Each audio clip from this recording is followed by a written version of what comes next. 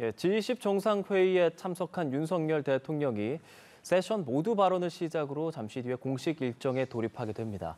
한편 북한은 오늘 새벽 심야에 열병식을 개최했는데요. 특히 북러 밀착 움직임이 심상치 않습니다. 한반도를 둘러싼 친냉전 구도가 분명해지는 것으로 보이는 지금 이 상황. 전문가와 함께 이야기 좀 나눠보도록 하겠습니다. 반길주 고려대 인민국제관계연구원 연구교수 나와 계십니다. 교수님 어서 오십시오. 안녕하세요. 예. G20 이야기부터 해보겠습니다. 예. 인도네시아 일정 마치고 인도로 향했고요. 모두 발언을 통해서 이제 공식적인 일정을 시작하게 될 텐데, 이번에는 지금 나오는 것으로 봐서는 기후 위기, 글로벌 도전 과제에 대한 연대 이 정도 이야기 나오던데 어떤 이야기를 주로 좀 하게 될까요? 예, 이번에는 그 G20 테마 자체가 국가 간의 관계라든가 예. 국제 정치보다는 인류가 다 같이 극복해야 될 도전 요소를 얘기를 하고 있잖아요. 네. 그래서 하나의 지구, 하나의 가족, 하나의 미래를 이야기하기 때문에 거기에 주안을 두고 한국이 기후 변화의 가장 취약 대상인 국가들, 이런 국가들 통해서 어떤 식으로 기여를 하고 도와줄 수 있을지, 선진 강국으로서 책임있는 역할을 어떻게 할 수 있을지 이런 부분에 함께 참여한다는 의미가 있고요. 참여함을 넘어서 이것을 주도하는 측면의 메시지가 나올 것으로 봅니다. 예. 아세안에서는 북핵 문제도 좀 언급을 했었잖아요. 이번에는 그런 류의 이야기들은 언급하지 않을 가능성이 높겠습니까, 그럼? 저는 그럴 가능성이 높다고 보는데 두 가지 측면에 그렇습니다. 첫 번째는 이미 아세안 관련 회의에서 많은 다자회담, 양자회담을 통해서 충분히 북핵에 대한 메시지가 나갔고요. 그런데 이걸 너무 지나치게 반복적으로 강조하는 과정에서 사실 지나치게 매너리즘화가 될 수가 있거든요. 그러면은 그런 것을 고려한다고 하면 타이밍에 맞는 엄중한 목소리를 내는 측면에서 일단은 이미 강조했기 때문에 지금은 일단은 G20에 특화된 지지를 간다. 더군다나 G20에 참가하는 국가들이 아세안 관련 정상회의에서 상당수 또 참가를 했거든요. 그래서 이미 메시지는 됐고 또 메시지가 되면 거기에 있는 국가뿐만 아니라 국제사회 전체, 즉 현장에 있지 않은 국제사회에도 메시지를 던지는 거기 때문에 이미 강조한 측면이 있고요. 두 번째는 이 G20을 주최하고 있는 인도에 대한 어느 정도의 배려 이런 것도 있는 것 같습니다. 인도가 이번에 그 테마를 아까 말씀드린 것처럼 사실은 국가를 넘어서는 공동 과제의 측면에서 접근을 했잖아요.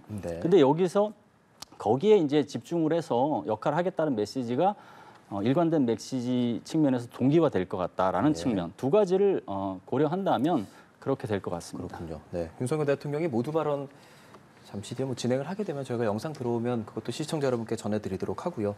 G20 말 그대로 주요 20개국이 오지 않습니까? 우리는 10개국 정상과 만나고 오늘만 해도 6개국 정상과 양자회담을 한다고 합니다. 이렇게 많은 정상들을 만나게 되는데 이번에 시진핑 주석은 이런 가운데 참여를 하지 않는단 말이죠. 리창 총리와는 어제 만났는데 좀 어떤 이야기들이 오갔고 한중 정상회담은 지금으로서 좀 미뤄졌다고 봐야 하는 거겠죠?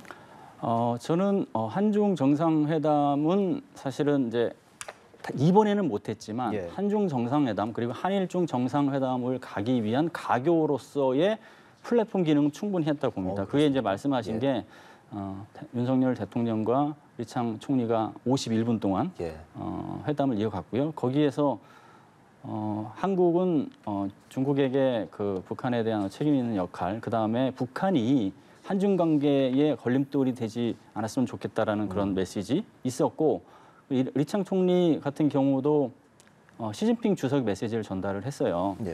한중 관계의 중요성, 이웃이다라는 메시지를 전달을 한 상황에서 이번에 한국이 아세안 관련 회의와 G20에서 가장 중요하게 삼은 것 중에 하나가 한일중 정상회의 여건 조성인데 그 측면에서 그 메시지가 좋은 메시지가 사실은 나왔죠. 리창 총리가 적극적으로 호응하겠다라는 메시지가 나왔기 때문에 한중 정상회담이 없다 할지라도 분명히 앞으로 관계 발전에 있어서 중요한 단초와 계기는 마련했다. 그렇게 평가할 수 있겠습니다. 예, 알겠습니다.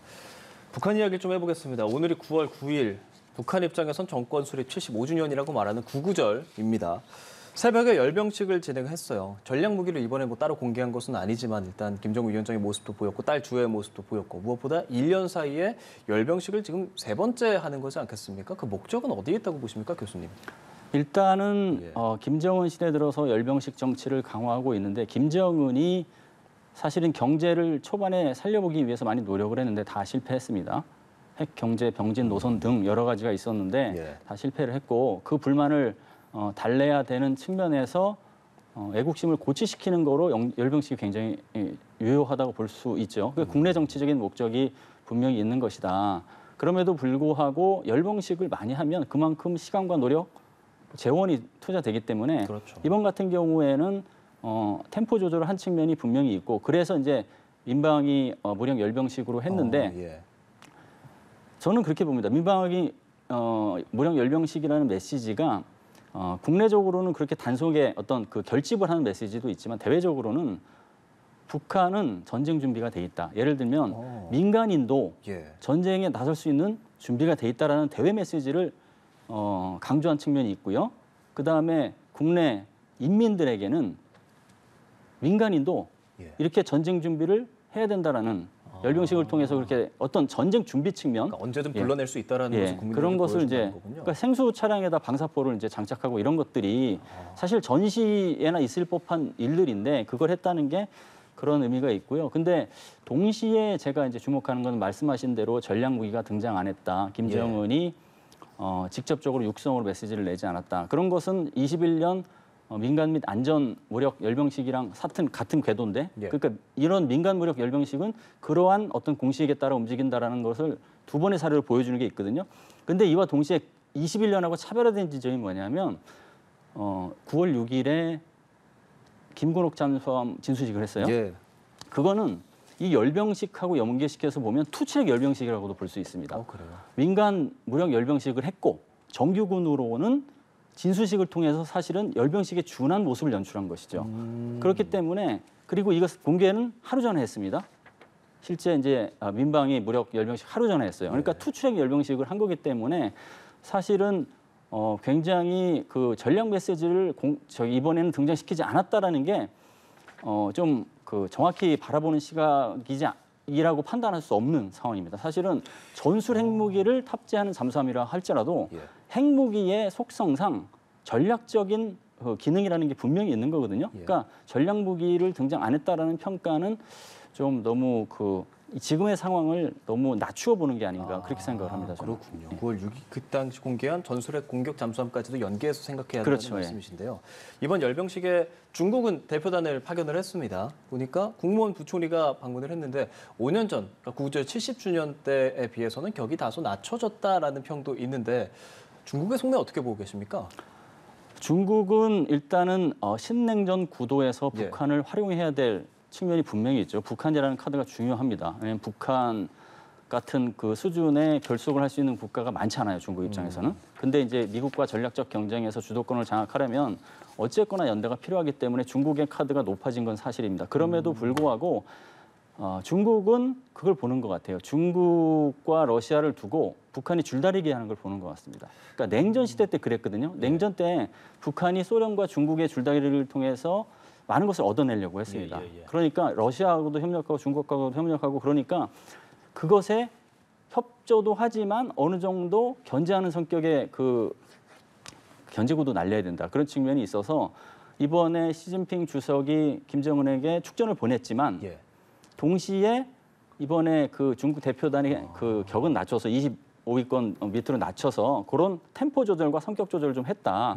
저는 그렇게 평가를 합니다. 중국 입장에서는 러시아랑 우리 사이에서 어떻게 하는지 좀 보겠다는 생각이 좀 있겠군요. 그러면 사실 러시아랑 북한이 지금 공동으로 만난다, 동방경제 포럼에서 만날 수 있다라는 게 거의 기정사실화 되어 있는 상황에서 이번에 뭐 군 협주단만 참석을 했어요. 대표단은 아니고 7월에 전승절 열병식 때는 세르게이 쇼이구 국방장관이 방문했었잖아요.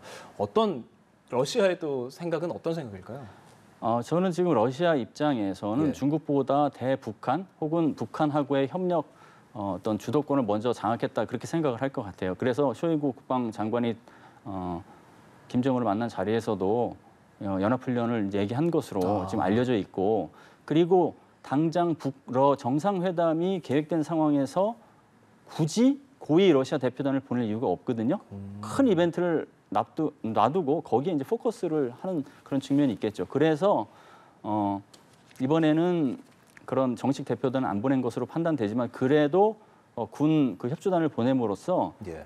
그 어떤 그 잘못된 신호가 나가지 않도록 최소한의 그 조절을 했다 그렇게 볼 수 있겠습니다.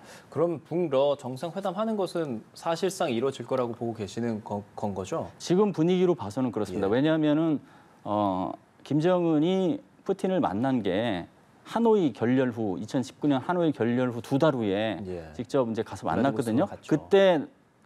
그때 상황과 지금의 움직임이 약간 비슷한 측면이 있기 때문에 갈 가능성이 높고 더군다나 양국 그 지도자나 북러의 어떤 메시지를 보면 그럴 가능성이 굉장히 높아 보입니다. 그렇군요. 그리고 말씀해주신 그 전술핵 공격 잠수함 건조했다는 것 사실 보면은 그 몸집에 비해서 지나치게 뭐 발사구가 많다라든지 이런 얘기들도 조금 나오고 있고 좀 어떻게 보셨습니까? 전반적으로 실전에서 좀 쓰일 수 있고 지금 북한에서 좀 잘 만들어 놓은 정도의 기술력이라고 보고 계세요? 저는 예. 원래 북한에서 얘기하는 것만큼의 대단한 어떤 작전 운영 성능을 발휘할 것인지는 의문으로 남지만 그렇다고 하더라도 평가 절하하는 데는 좀 조심해야 된다 이런 생각을 갖고 있습니다. 원래 이런 단초를 제공한 게 처음에는 이 잠수함이 건조를 한 것이냐 성능 개량을 한 것이냐 그거부터 사실은 시작이 됐거든요. 예. 그러니까 2019년 7월에 이 잠수함을 새로 이제 만들고 있다라는 걸 공개를 했어요. 예. 김정은이 현장에 이제 시착을 했고 그때 함교탑 옆에 SLBM이 발사될 수 있는 공간을 만드는 그 부분을 모자이크 처리했거든요. 예. 그러면서 분석이 그때 이게 건조냐 성능 개량이냐 뭐 얘기 많았는데 그런 과정에서 지금 사실은 3,000톤급 로미오급 잠수함 성능 개량한 걸로 보이거든요. 그러면은 기존의 잠수함을 지나치게 부피를 크게 해서 10개 정도의 수직 발사관을 만들어낸다고 하면 아무래도 그 운용 성능이 떨어질 수밖에 없고 좀 불안정하죠 시스템 자체가. 예. 그러니까 그런 부분은 분명히 있지만 지금 김정은이 최근 들어 수령이라는 직함이 자주 등장을 하고 그런 수령이 지시한 내용을 공개하는데 예. 그게 사실은 아무 쓸모가 없는 수준의 플랫폼이다. 그러면 그 국내적으로도 문제가 있을 거예요. 북한에서도. 그렇기 때문에 분명히 어느 정도 쓸 수 있을 것이다. 다만 여러 가지 따져볼 지점은 있겠죠. 10개 수직 발사관이 있는데 그 10개 수직 발사관이 과연 다 쓰느냐 예. 아니면 한 3-4개는 더미, 즉 모형식으로 해놓고 좀 위협을 좀 가장하는 식으로 해놓고 나머지는 쓴다. 그럴 경우에도 이미 대단한 위협이라고 볼 수 있습니다. 왜냐하면 이미 북한은 지난 21년 10월에 소형, 그러니까 824 영웅함이라고 하죠. 거기서 예. 소형 SLBM을 발사를 했어요. 그 얘기는 뭐냐면 기존의 심포급 잠수함에서 SLBM을 한 발밖에 장착하지 못했는데 그러면은 결국은 SLBM을 운영하는 잠수함으로서의 가치가 없다고 해서 궁여지책으로 작은 SLBM을 3발 정도 탑재하는 걸로 이제 한 것으로 보여집니다. 근데 그 이후에 이제는 더 많은 수직 발사를 갖고 복수의 그 SLBM을 운영할 수 있다는 거기 때문에 분명히 진일 보호한 측면이 있고 그리고 이것을 좀 생각해 봐야 됩니다. 이 디젤 잠수함에 전술핵 탄두를 장착한 미사일을 운영한다라고 했을 때 그 디젤 잠수함이 소음이 크고 약간 가분수 성격이 있기 때문에 능력을 발휘하지 못할 것이다라는 우려가 예를 들면 천안함 피격 사건 때도 130톤 소형 잠수정으로 공격을 했거든요. 그때도 탐지가 안 됐고 그런 거 고려하면 바닷속에서 아무리 소음이 크고 그다음 운영성능이 떨어진다 하더라도 그냥 기본적으로 생각하는 위협보다는 위중하게 생각해야 될 위협 그런 측면을 잘 따져봐야 될 것 같은 생각이 분명히 듭니다. 이게 뭐 정찰 위성 때도 그렇고 무인기 때도 그렇고 이게 능력이 되냐 아니냐 말이 많은데 확실한 것은 우리가 너무 평가절하해서 편하게 생각해서는 안 된다는 말씀으로 저희가 새겨드리도록 하고요. 말씀해 주신 것처럼 만약 진짜 부족한 기술력이라면 북한은 지금 러시아한테 무기를 주고 북한은 러시아에게 이런 지금 말씀하신 SLBM 기술이라든지 미사일 기술이라든지 이런 것들을 이전받을 수 있다는 이야기들이 가장 많이 나오잖아요. 실제로 푸틴이 어제 핵 연구 지역 방문을 했습니다. 진짜 그런 거 염두에 두고 있을까요?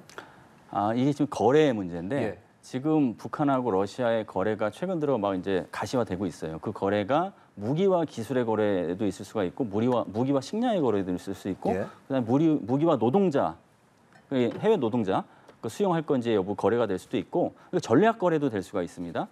전략 거래부터 이제 말씀을 드리면 전략 거래라고 하면 러시아가 북한이 핵 보유국 지위를 암묵적으로 인정해주는 방향으로 가는 대신에 네.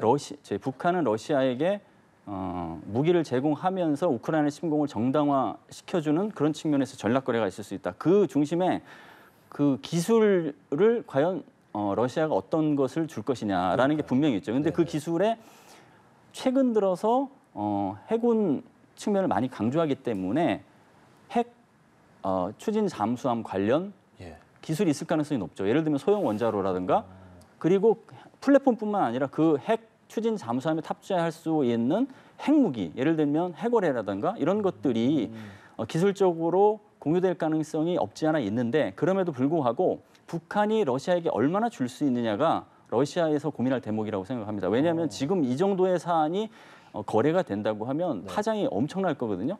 그러니까 그것을 감내할 정도의 그 어떤 성과라든가 결실을 북한에서 받아낼 수가 있느냐. 그게 아마 단초일 것 같고. 근데 거래는 이미 어느 정도 시작이 됐다고 볼 수 있을 것 같습니다. 예를 들면 주 북한 러시아 대사관에 한 20여 명 정도가 인력이 지금 최근 들어 늘어난 것도 가스로 보도되고 있거든요. 거기에는 기술자도 포함된 것으로 보여요. 그 기술자가 무기와 기술 거래에 어떤 중요한 역할을 하는 그런 임무를 맡고 왔을 수도 있거든요. 그래서 이미 시작은 됐는데 어디까지 어느 수준까지 거래가 이루어질지는 아마 이번 북러 정상회담이 어떤 그 방향을 알려줄 것 같습니다. 네, 한미일 북중러 구도가 심화되는 듯한 상황. 그 연합훈련에 대해서 앞서서 언급을 해주셨는데 그것도 현실화될 가능성 지금으로서는 어느 정도 있겠습니까? 북중러 간에 말이죠. 일단은 그 정상이 있는 자리에서 쇼이구 국방장관이 얘기를 했기 때문에 어쨌거나 현장에서 어떤 형태로든 북중러가 만나서 연합훈련하는 모습이 연출될 겁니다. 그게 지금 수심이라든가 세 국가의 해군이 모여서 작전하기 좋은 뭐 동해를 선택할 수도 있고 그럼에도 불구하고 북한의 해군력이 아직은 소형 함정이고 그다음에 그 지휘 통신 능력이 부족하기 때문에 원거리에서 뭐 링크라든가 이런 링크 시스템 같은 그런 고난이도 어떤 장비까지 동원하면서는 안 되고 아주 기본적인 사항부터 시작할 겁니다. 근데 제가 보는 거는 이번 한번 하는 것 자체도 중요하겠지만 그 이후에 이게 얼마나 정례화되느냐 그게 아마 중요하게 봐야 될 대목 같습니다. 그럼 하나만 간단하게 여쭤보겠습니다. 이런 상황에서 한미일은 어떻게 태도를 가져가는 게 맞다고 교수님께서는 분석하고 계십니까? 한미일은 일단 2024년 안보리 상임 이사국